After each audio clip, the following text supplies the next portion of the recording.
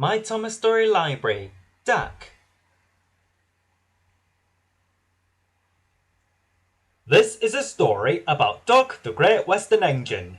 When he came to the station, he soon made it clear that he wouldn't put up with any nonsense. But there was one engine who was more than a match for him. One morning, Percy was talking to Gordon and James in the engine shed. "The Fat Controller's getting a bigger engine to help me," said Percy proudly. "Nonsense," said Gordon. "We don't need a bigger engine." "You just need to work more and chatter less," said James. Percy sighed. "No one listens to me. They think I'm a silly little engine and order me about. I'll show them." But he didn't know how. Later that day, Percy brought some coaches to the station. "Hello, Percy," said the Fat Controller. "You look tired." "Yes, sir," replied Percy sadly. "I don't know if I'm standing on my dome or my wheels." "Cheer up, Percy," laughed the Fat Controller. "The new engine can do the work here alone. You can help Thomas and Toby build my new harbour." "Oh, thank you, sir," said Percy happily. The next morning, the new engine arrived. He was a Great Western engine. "What's your name?" asked the Fat Controller. "Montague, sir, but everyone calls me Duck because they say I waddle," replied the engine. "I don't really, sir, but I like being called Duck." "Duck it is then," said the Fat Controller. "Percy, come and show Duck around." Percy and Duck got on well. Duck knew how to make the trucks behave, and soon they were almost finished. James, Gordon and Henry watched Duck quietly doing his work. "Let's have some fun," they whispered, and they wheezed. "Quack, quack, quack!" Percy was cross, but Duck ignored them. Then the engines began to order him about. "Do they tell you to do things, Percy?" asked Duck. "Yes, they do," replied Percy sadly. "Right," said Duck. "We'll soon stop that nonsense." And he whispered something to Percy. "We'll do it tonight."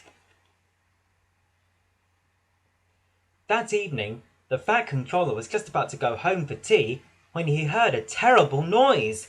He hurried to the yard. Henry, Gordon and James were wheezing furiously. "Stop that noise!" bellowed the Fat Controller. "They won't let us in!" hissed Gordon. And the Fat Controller realised that Duck and Percy were sat calmly at the points outside the engine shed, refusing to move. The Fat Controller was very angry. "Duck, explain this behaviour!" he shouted. "Beg your pardon, sir," said Duck politely, "but these engines are giving us orders. Please can you inform them that we only take orders from you?" "Duck and Percy, you are causing a disturbance!" thundered the Fat Controller. "And as for you," he said, turning to the big engines, "you made the disturbance. Duck is quite right. This is my railway and I give the orders." Henry, Gordon and James were very embarrassed. From then on, Duck worked well at the yard and the Fat Controller was very pleased with him. One day, Duck was resting in the engine shed when the Fat Controller arrived. "Would you like to have a branch line of your own?" he asked. "Yes, please, sir," Duck replied excitedly. And he took charge of his own branch line, which ran along the coast to the small railway. Duck was very proud of his branch line, but he couldn't do all the work himself, so Donald and Douglas took turns to help him. One evening, he was talking to Donald.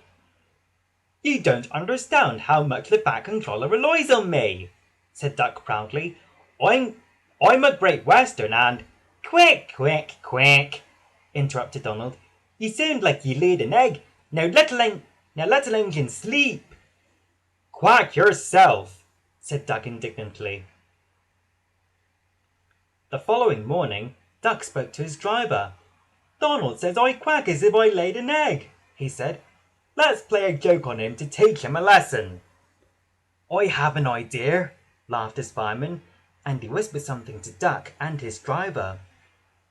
That night, when Donald was asleep, Duck's driver and fireman put something into Donald's water tank.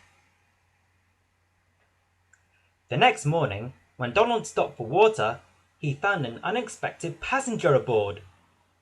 A little duckling popped out of his water tank. His driver and fireman could hardly believe their eyes, but Donald smiled. "I know who's behind this," he laughed, and Donald told them what had happened in the shed. The duckling was tame. She shared the driver and fireman's sandwiches and rode in the tender. But as the day went on, she grew tired of travelling and hopped off at a station where she stayed. Before they reached home, Donald's driver and his fireman made a plan. That night, they were very busy. And when Duck's crew arrived in the morning, they made a surprise discovery. "Look, Duck," they laughed. There's a nest with an egg in it under your bunker." Donald opened a sleepy eye. Well, well," he exclaimed. "You must have laid it in the night." Duck laughed. "You win, Donald. It would take a clever engine to get the better of you."